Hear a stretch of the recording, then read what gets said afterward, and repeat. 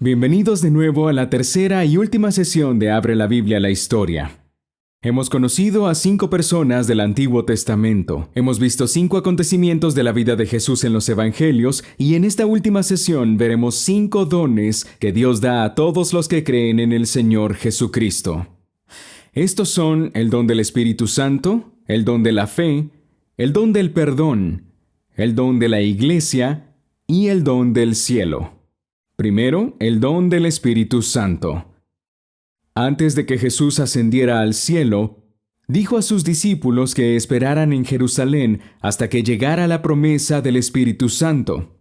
Pero recibirán poder cuando el Espíritu Santo venga sobre ustedes, y serán mis testigos en Jerusalén, en toda Judea y Samaria, y hasta los confines de la tierra. 10 días después de que Jesús ascendiera, hubo una fiesta en Jerusalén conocida como Pentecostés. El libro de Hechos relata cómo en Pentecostés el Espíritu Santo fue derramado sobre todos los discípulos de Jesús. Ese día estuvo marcado por 3 eventos notables. Primero, el sonido del viento. Cuando llegó el día de Pentecostés, estaban todos juntos en un mismo lugar, y de repente vino del cielo un ruido como el de una ráfaga de viento impetuoso, que llenó toda la casa donde estaban sentados. En el mundo antiguo, muchas lenguas utilizaban la misma palabra para designar el viento, el aliento o el espíritu. Si lo piensas, el sonido del viento es más o menos el mismo que el del aliento, solo que es mucho más fuerte y claro, dura más tiempo. Bueno, al final del Evangelio de Juan, se nos dice que Jesús sopló sobre los discípulos. Jesús les dijo otra vez, paz a ustedes. Como el Padre me ha enviado, así también yo los envío. Después de decir esto, sopló sobre ellos y les dijo, reciban el Espíritu Santo. Verás, Jesús estaba explicando lo que sucedería el día de Pentecostés. Esto es lo que sucederá.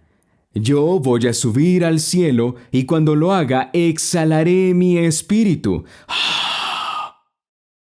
Ahora bien, cuando los discípulos oyeron el ruido como de un viento impetuoso, era el mismo sonido que habían oído cuando Jesús sopló sobre ellos, solo que mucho más fuerte. Ellos sabían lo que estaba sucediendo. El Espíritu Santo estaba siendo derramado tal como Jesús lo había prometido. Ahora, cuando se encuentra algo inusual en la Biblia, es útil preguntar, ¿dónde hemos visto algo como esto antes? Y si preguntamos, ¿dónde encontramos el sonido del viento o del aliento antes? Bueno, hay una respuesta obvia. En el Antiguo Testamento vimos que Dios sopló aliento de vida en Adán. Recuerda que Dios hizo un cuerpo del polvo de la tierra, y luego sopló en el cadáver. Dios sopló en Adán, y Adán se convirtió en un ser vivo. Así que lo que Dios hizo por Adán ilustra lo que hizo en Pentecostés. En la creación, Dios sopló en el cuerpo de Adán y éste se convirtió en un ser viviente. En Pentecostés, Dios sopló en los primeros creyentes y la iglesia, que es el cuerpo de Cristo, cobró vida. Ahora, el segundo acontecimiento notable en el día de Pentecostés fue la visión de fuego. Se les aparecieron lenguas como de fuego, que repartiéndose, se posaron sobre cada uno de ellos. Trata de imaginarte que estabas entre estos creyentes cuando sucedió. Lo que vieron debió parecer al principio como una gran bola o columna de fuego que se acercaba a ellos. Debió haber sido absolutamente aterrador. Y a medida que la bola de fuego se acercaba, se dividió en llamas individuales o lenguas de fuego. De modo que lo que parecía una llama se posó sobre cada una de las personas en ese lugar. Piénsalo, una llama se posó sobre cada persona, pero ninguna se quemó. Ahora, en el Antiguo Testamento, Dios se le apareció a Moisés en llamas de fuego sobre una zarza que no se quemaba. Y en el día de Pentecostés, Dios dio la misma señal de su presencia inmediata a los primeros discípulos. Cuando Dios se le apareció a Moisés en el fuego, lo comisionó para que sacara al pueblo de Dios de la esclavitud. Ahora, en Pentecostés, la presencia de Dios descendió en el fuego para comisionar a su iglesia. Trata de imaginar esto conmigo. Miras arriba y de pronto ves una bola de fuego llegando hacia ti. ¿Te das cuenta de lo que sucede? Dios viene a comisionar a su pueblo. La bola de fuego desciende lentamente y te preguntas sobre quién se posará. ¿Será sobre Pedro o Santiago o Juan? ¿O quizás sobre todos los apóstoles? Pero cuando miras arriba la bola de fuego, te das cuenta que al separarse en distintas llamas, una de esas llamas viene hacia ti. Miras a los demás en la sala y una llama de fuego se posa sobre cada uno de ellos. Ahora lo entiendes. El Espíritu de Dios se derrama sobre todos los que creen en Jesús. No son algunos privilegiados los comisionados para servir al Señor. Es todo el pueblo de Dios. El tercer evento notable en el día de Pentecostés fue la comunicación en muchas lenguas. Todos fueron llenos del Espíritu Santo y comenzaron a hablar en otras lenguas según el Espíritu les daba habilidad para expresarse. En Pentecostés se reunieron en Jerusalén personas de todas las naciones bajo el cielo. Y cuando vino el Espíritu de Dios, el pueblo de Dios se encontró con que podía hablar en idiomas que nunca habían aprendido. Así que personas de todo el mundo escucharon las buenas noticias de Jesús en su propio idioma. Cuando las multitudes de la ciudad oyeron el sonido del viento, se dirigieron en la dirección de la que venía para ver qué es lo que sucedía. Y cuando llegaron, encontraron a estas personas declarando lo que Dios había hecho en diferentes idiomas. Si hubieras sido un visitante en Jerusalén ese día, habrías buscado a alguien que hablara tu idioma. Y eso es lo que ocurrió. Se reunieron pequeños grupos en torno a cada uno de los creyentes y todos escucharon lo que Dios había hecho en una lengua que podían entender. La maravillosa promesa de Dios de bendecir a todas las familias de la tierra se estaba cumpliendo y sigue cumpliéndose hoy en día. La buena noticia de lo que Dios ha hecho en Jesús es para todos los pueblos. Dios quiere que se proclame en todas las lenguas. Y todos los creyentes tienen un papel que desempeñar en la comunicación de estas buenas noticias. ¿Qué idioma es el que puedes hablar? Tal vez puedas comunicarte de una manera en que los niños o los jóvenes se entiendan. Tal vez puedas hablar una lengua que te permita comunicarte con personas de otra cultura. Tal vez puedas aprender un idioma y ser el medio por el que otros escuchen la buena noticia de Jesús. Pregúntate esto. ¿Quién hay en tu vida que necesita conocer al Dios de la Biblia y podría estar dispuesto a abrir la Biblia contigo si se lo pidieras? Dios ha puesto un círculo de personas a tu alrededor y tú eres el que puede llevar la buena noticia de lo que Dios ha hecho con ellos. Después del viento, el fuego y las lenguas, Pedro se levantó y explicó que Dios había cumplido su promesa de derramar el Espíritu Santo. Y le dijo a las personas por qué. Dios había resucitado a Jesús de entre los muertos y lo había exaltado como Señor de todo. Hacía solo unas semanas que muchos en Jerusalén habían pedido que Jesús fuera crucificado. Pedro les decía que el hombre al que habían crucificado era el Hijo de Dios. ¿Qué debemos hacer?, preguntaba todo el pueblo. Pedro les pidió que se arrepintieran, que cambiaran toda su actitud hacia Jesús y que se bautizaran. Unas 3,000 personas respondieron. Y estas personas formaron una comunidad de creyentes. Cuando el Espíritu Santo fue derramado, las personas llegaron a la fe. La fe cree en lo que Dios ha revelado y confía en lo que Dios ha prometido. Hebreos nos dice, ahora bien, la fe es la certeza de lo que se espera, lo que Dios promete, la convicción de lo que no se ve. lo que Dios revela. Y creer es algo que decidimos hacer. Ellos respondieron, cree en el Señor Jesús y serás salvo. Y es algo que debemos hacer. Jesús dijo, esta es la obra de Dios, que creáis en el que me ha enviado.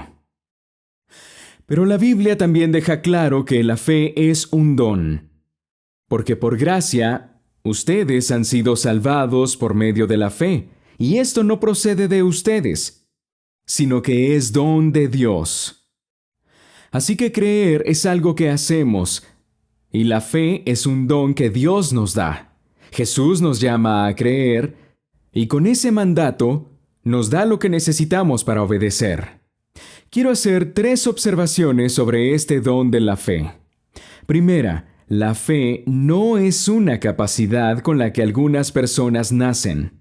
Algunas personas son atléticas por naturaleza. Sé que entrenar es un trabajo duro y que adquirir destreza en un determinado deporte requiere horas de práctica, pero seamos sinceros, algunas personas son buenas por naturaleza en el deporte. Se ven bien cuando corren. Y otros de nosotros, no tenemos tan buena coordinación y por mucho que lo intentemos, nunca vamos a poder competir con nuestros compañeros más atléticos. Lo mismo ocurre con el arte y la música. Todos podemos intentarlo, pero algunos lo llevan dentro. Y otros de nosotros, no tanto. Claro, sería fácil pensar que es lo mismo cuando se trata de la fe. He escuchado a gente decir, algunas personas tienen una inclinación hacia la fe, pero yo no. No creo que algún día sea capaz de creer. Bueno, si la fe fuera una capacidad con la que algunas personas nacen, sería terriblemente injusto. Dios habría puesto a algunas personas en una posición de privilegio en la que les sería fácil salvarse, y otras apenas tendrían una oportunidad. Pero la fe no es una capacidad con la que algunas personas nacen. No es una inclinación que tengamos que encontrar dentro de nosotros. La fe es creer en lo que Dios ha revelado y confiar en lo que Dios ha prometido. Y aquí está el detalle. Dios nos ha dado la misma revelación y las mismas promesas a todas las personas. Lo leemos en la Biblia. Por lo tanto, nadie tiene ventaja sobre los demás cuando se trata de la fe. Entonces, si la fe no es un don con el que se nace, ¿cómo se consigue? Bueno, la fe viene a través de la palabra de Dios. Así que la fe viene del oír, y el oír por la palabra de Cristo. La fe cree en lo que Dios ha revelado, se apoya en lo que Dios ha dicho. Si Dios no hubiera hablado, la fe sería imposible. Pero hay una buena noticia. Dios ha hablado. Y por eso es que la fe es posible. Lo que estamos haciendo hoy al abrir la Biblia es mucho más que solo estudiar un libro antiguo. Estamos escuchando la palabra de Dios y la fe viene a través del oírla. Verás, la palabra de Dios es como una semilla viva. Crece donde se planta y produce el fruto de la fe. Luego, la fe implica una confianza personal basada en pruebas convincentes. Leemos en Juan capítulo 20, versículo 31 esto, pero estas se han escrito para que ustedes crean que Jesús es el Cristo, el Hijo de Dios, y para que al creer tengan vida en su nombre. Verás, Dios no se asoma desde el cielo con el puño cerrado gritando, «¡Cree en mí! ¡Cree en mí!». Dios ha decidido revelarse en las Escrituras y luego nos invita a que examinemos las pruebas. La gente llega a creer en Jesús cuando llega a conocerlo. Jesús se dio a conocer a sus discípulos mientras le seguían. Lo mismo ocurrirá contigo. La fe se formará en ti mientras miras lo que Dios ha revelado, y mientras escuchas lo que Él ha prometido en la Biblia, y mientras lo sigues a Él. Ahora, tal vez puedas decir, pero yo no confío. No puedo tener confianza. Pero espera un poco. ¿Por qué es que no confías? Bueno, si no lo haces es porque tu desconfianza se basa en la evidencia. Lo que has visto es que la gente te ha defraudado y tu desconfianza se basa en la evidencia de tu propia experiencia. Pero verás que la fe también se basa en la evidencia. Se basa en la evidencia de las Escrituras. Esto se ha escrito para que creas. Dios te invita a salir de tu mundo roto que te ha enseñado a no confiar y a mirar a su Hijo Jesús. Dios te invita a apartar la mirada de las decepciones de tu propia experiencia y a encontrar la esperanza en Él. Pero, ¿qué sucede cuando una persona se dirige a Jesús con arrepentimiento y fe? Jesús contó una historia sobre un hijo pródigo que se fue de casa y malgastó el dinero de su padre. Al final, se desesperó tanto que decidió volver con su padre. Esperaba un recibimiento bastante frío, así que decidió decir: «Ya no soy digno de ser llamado tu hijo. Déjame ser uno de tus jornaleros». Quizá trabajando para su padre podría demostrar que estaba realmente arrepentido y con el tiempo podría ganarse de nuevo el favor de su padre. Pero Jesús dijo que cuando el hijo aún estaba muy lejos, su padre lo vio y salió corriendo a saludarlo. Lo abrazó, lo besó y le dio la bienvenida a casa. Jesús dijo: «Al que viene a mí, nunca lo echaré». Cuando venimos a Jesús con fe y arrepentimiento, Él nos abraza con el maravilloso regalo del perdón de Dios.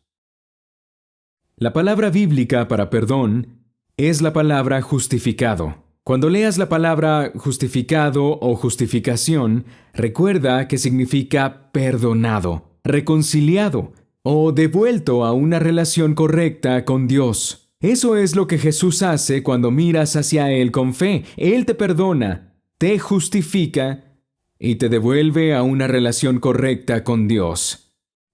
La Biblia describe nuestro perdón o justificación de 3 maneras. Somos perdonados por gracia, somos perdonados por medio de la fe y somos perdonados por la sangre de Jesús. Primero, somos perdonados por gracia. Por cuanto todos pecaron y no alcanzan la gloria de Dios, todos son justificados gratuitamente por su gracia, por medio de la redención que es en Cristo Jesús. Ahora, justificado por su gracia, nos recuerda que el perdón es un don. No se trata de que Dios mira tu fe y diga: «Oh, esa mujer tiene una fe realmente impresionante, por eso voy a perdonar sus pecados». No, el perdón no es una recompensa por la fe. Es un regalo inmerecido y dado gratuitamente. Segundo, somos perdonados por medio de la fe. Por tanto, habiendo sido justificados por la fe, tenemos paz para con Dios por medio de nuestro Señor Jesucristo. Verás, el perdón es un regalo de Dios y la forma de recibirlo es por la fe. La fe es como una mano abierta para recibir lo que Dios ofrece gratuitamente como un regalo. La fe te hace uno con Jesús. La Biblia describe la relación entre Jesús y los que confían en Él como la unión entre una novia y un novio. En un servicio nupcial, se les pregunta a los novios: ¿aceptas a esta persona como tu legítima esposa? ¿Aceptas a esta persona como tu legítimo esposo? Ambos deben responder. Y cuando lo hacen, se forma una nueva unión. Piénsalo de esta manera. Dios le preguntó a Jesús: ¿tomarás a los pecadores y serás su Salvador? Y en la cruz, Jesús decía: acepto.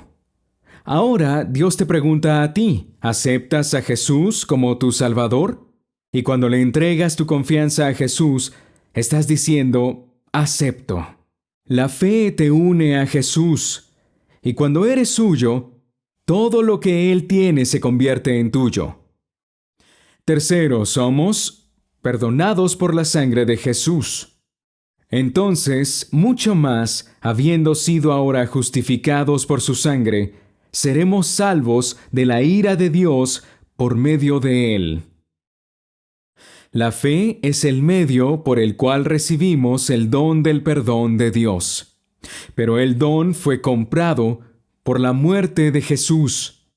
Jesús derramó su sangre por nosotros en la cruz. Por eso es que somos perdonados. La fe simplemente es el medio por el cual recibimos lo que Él ha comprado. Pero no cometas el error de confiar en tu fe.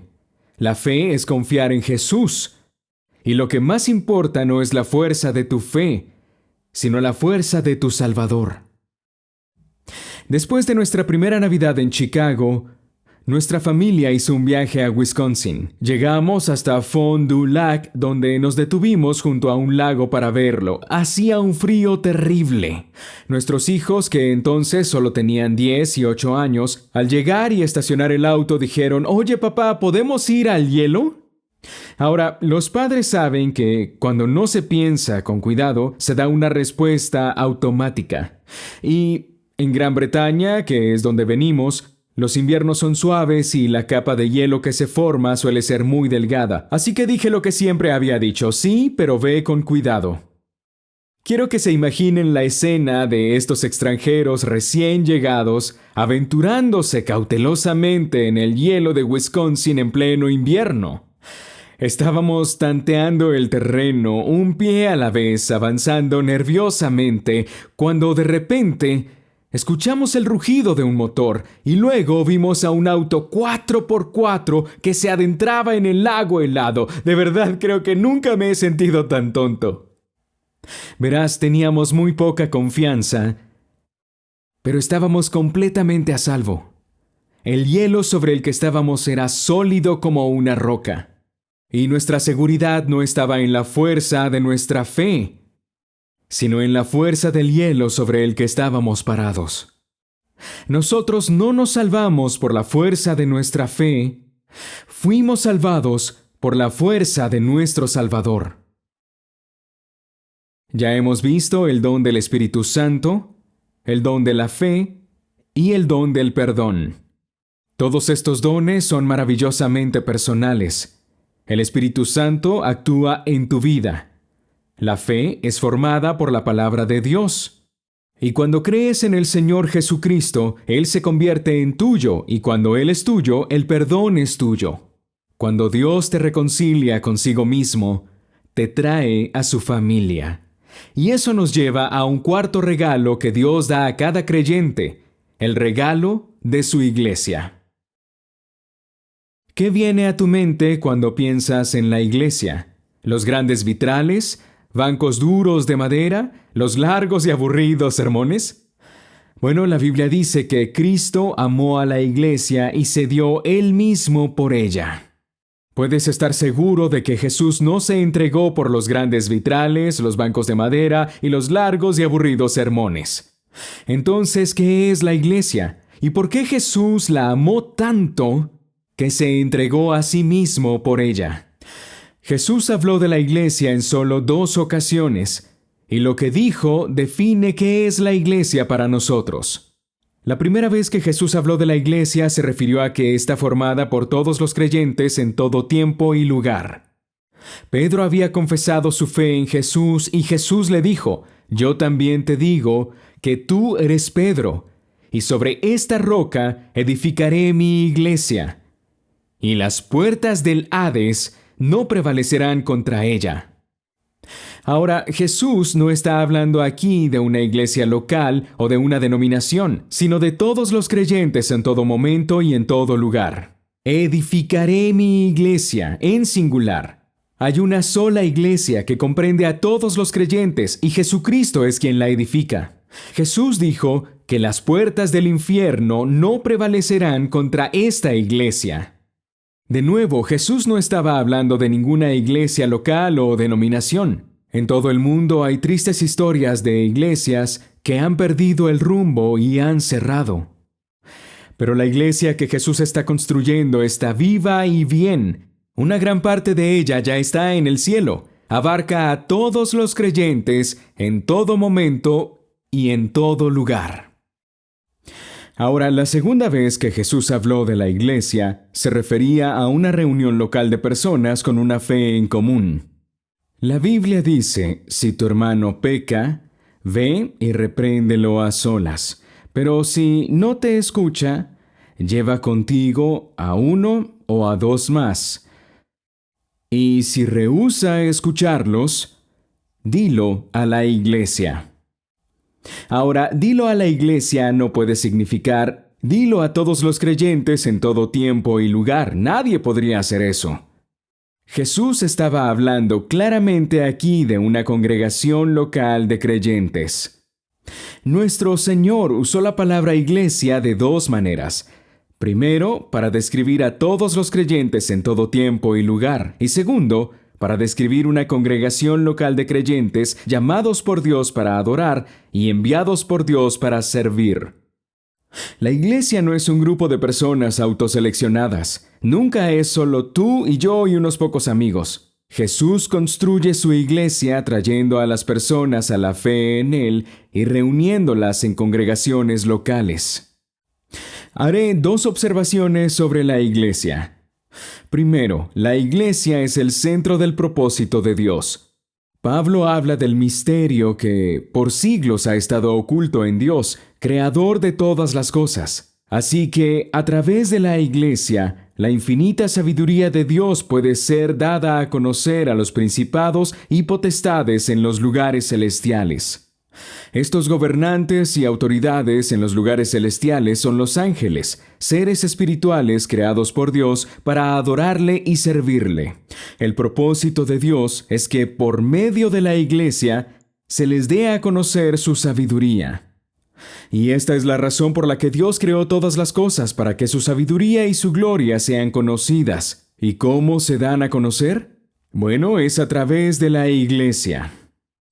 Cuando los pecadores son llevados a una nueva vida y se vuelven a Jesús en arrepentimiento y fe, y son perdonados y reconciliados con Dios y reunidos en la iglesia, los ángeles se emocionan y dicen: «¡Mira lo que hizo Dios!». Cuando los creyentes nos amamos, a pesar de nuestros pecados y fracasos, cuando nos perdonamos unos a otros, cuando anteponemos las necesidades de los demás a las nuestras, los ángeles ven desplegada la sabiduría de Dios. La iglesia es fundamental para el propósito de Dios, y ser miembro de la iglesia de Cristo es un privilegio incomparable. Y claro, la iglesia tiene un futuro glorioso.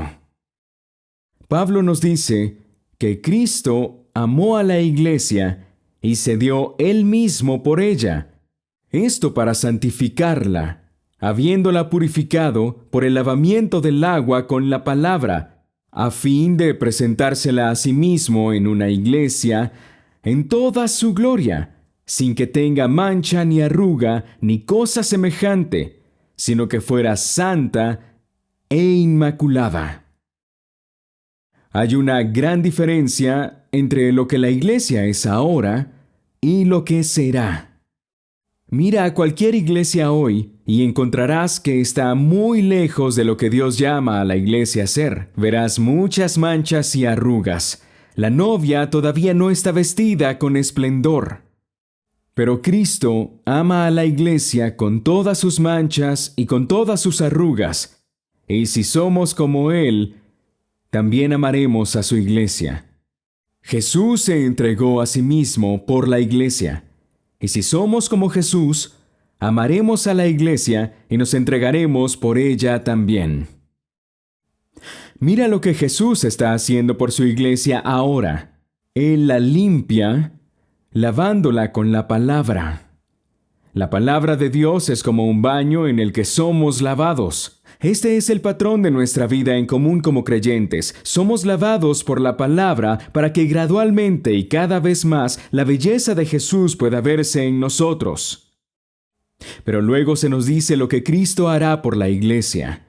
Él se presentará a sí mismo a la iglesia en esplendor, sin mancha ni arruga, ni nada parecido, para que sea santa e inmaculada. Piensa en la historia de Cenicienta. Es despreciada por sus feas hermanas, pero está destinada a casarse con un príncipe. La iglesia es despreciada por el mundo, pero es la novia de Cristo, y su futuro es glorioso. Jesucristo presentará a la iglesia a sí mismo en esplendor. y en ese día te alegrarás mucho de pertenecer a su iglesia. Hablar del día en que todos los creyentes serán hechos perfectos nos lleva al último y más grande regalo que Dios nos ha preparado. Jesús le dijo al Padre: «Quiero que los que me has dado estén también conmigo donde yo estoy, para que vean mi gloria». El mayor regalo de Dios es el regalo de sí mismo. Y un día, todo su pueblo será llevado a la alegría de su presencia en el cielo. La historia bíblica termina con la creación por parte de Dios de un nuevo cielo y una nueva tierra. En el libro de Apocalipsis, Juan dice: «Entonces vi un cielo nuevo y una tierra nueva, porque el primer cielo y la primera tierra pasaron». Las alegrías del nuevo cielo y de la nueva tierra irán más allá de lo que podamos imaginar, pero Dios utiliza dos imágenes para darnos una idea de lo que le espera a su pueblo. Son la ciudad y el jardín. Juan dice: «Y vi la ciudad santa, la nueva Jerusalén, que descendía del cielo, de Dios, preparada como una novia ataviada para su esposo». Ahora, en este punto de la historia tal como la conocemos ha llegado a su fin. La tierra ha quedado al descubierto bajo el ardiente calor del juicio de Dios. Londres, Chicago, Pekín, Moscú, Delhi y Dubái han desaparecido. Ahora Juan ve una nueva ciudad que desciende del cielo. Inmediatamente reconoce su silueta. Jerusalén le resultaba inequívocamente familiar.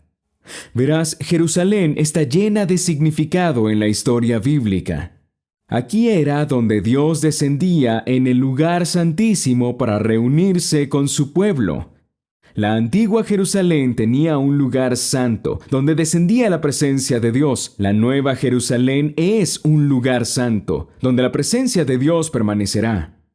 Juan oyó una fuerte voz que salía del trono y decía: «El tabernáculo de Dios está entre los hombres, y Él habitará entre ellos, y ellos serán su pueblo, y Dios mismo estará entre ellos. Él enjugará toda lágrima de sus ojos, y ya no habrá muerte, ni habrá más duelo, ni clamor, ni dolor, porque las primeras cosas han pasado». Juan vio la ciudad desde afuera. Y luego, cuando en su visión fue invitado a entrar en la ciudad, lo que él vio fue un hermoso jardín. Después, el ángel me mostró un río de agua de vida, resplandeciente como cristal, que salía del trono de Dios y del Cordero en medio de la calle de la ciudad, y a cada lado del río estaba el árbol de la vida. La historia de la Biblia comenzó en un jardín. Había árboles en el jardín y uno de ellos era el árbol de la vida. Juan habría visto el significado de inmediato. Este es el paraíso restaurado. Y el nuevo paraíso será más glorioso que el que Adán perdió. En nuestra primera sesión, vimos que Dios les dio a Adán y a Eva los regalos de un hogar, el trabajo, el matrimonio y su propia presencia. Y ahora, al final de la historia bíblica, vemos que en el cielo tendrás un mejor hogar. Después el ángel me mostró un río de agua de vida, y a cada lado del río estaba el árbol de la vida, que produce 12 clases de fruto, dando su fruto cada mes.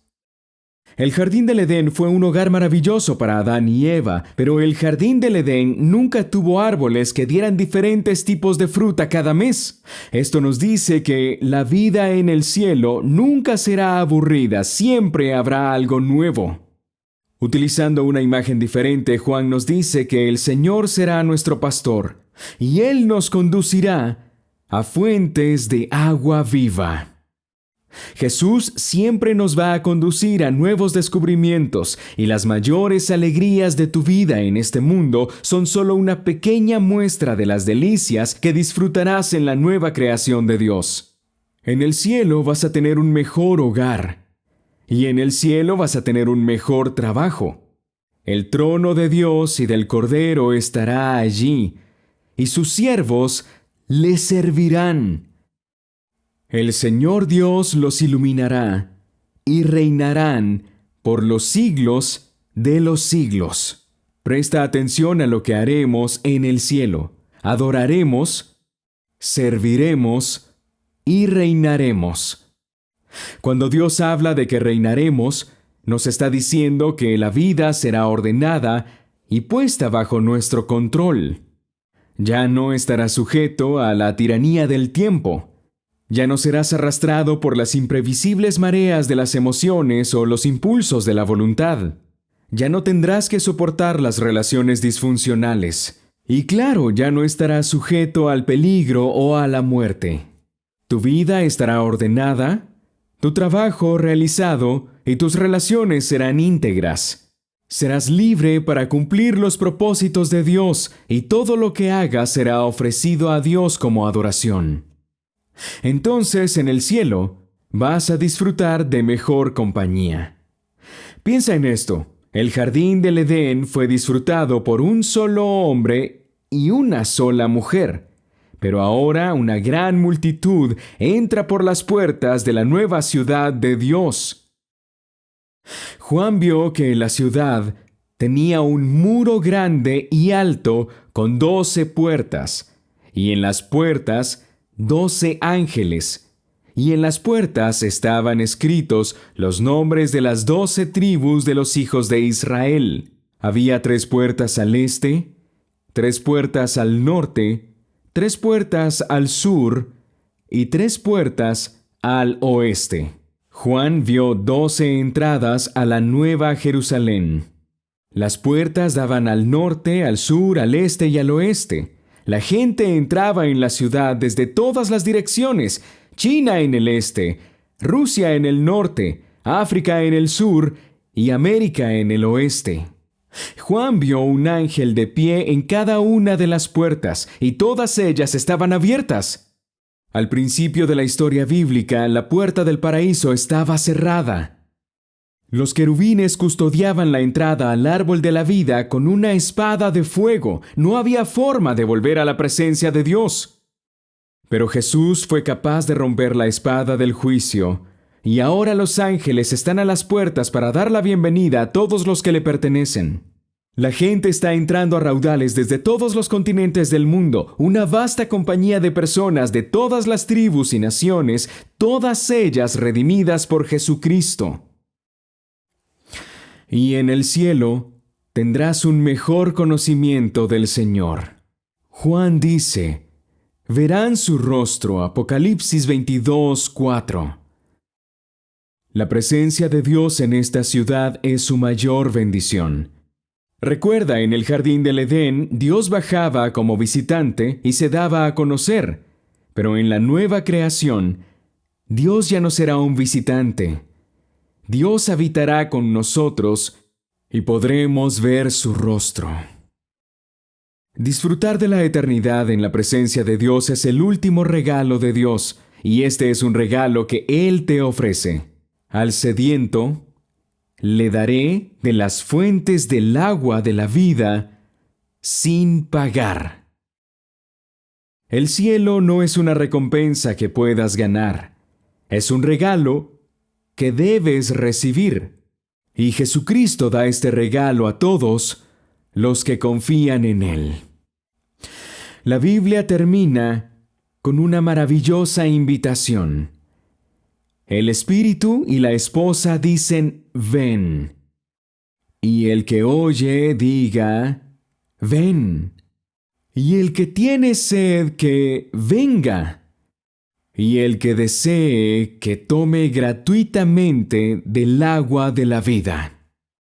El Espíritu y la novia te invitan a venir.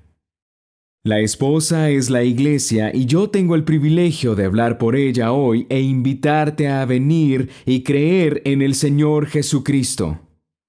Y el Espíritu, que es Dios en Espíritu Santo, dice, ven.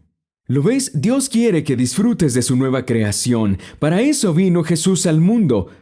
Fue a la cruz por ti. Resucitó de entre los muertos por ti. Y ahora te ofrece la vida eterna. Pero debes venir. Debes creer. Debes recibir lo que Él te ofrece. Y cuando lo hagas, tendrás la esperanza que se encuentra en las últimas palabras de la Biblia. El que testifica estas cosas dice, sí, vengo pronto. Amén. Ven, Señor Jesús. La gracia del Señor Jesús sea con todos. Amén.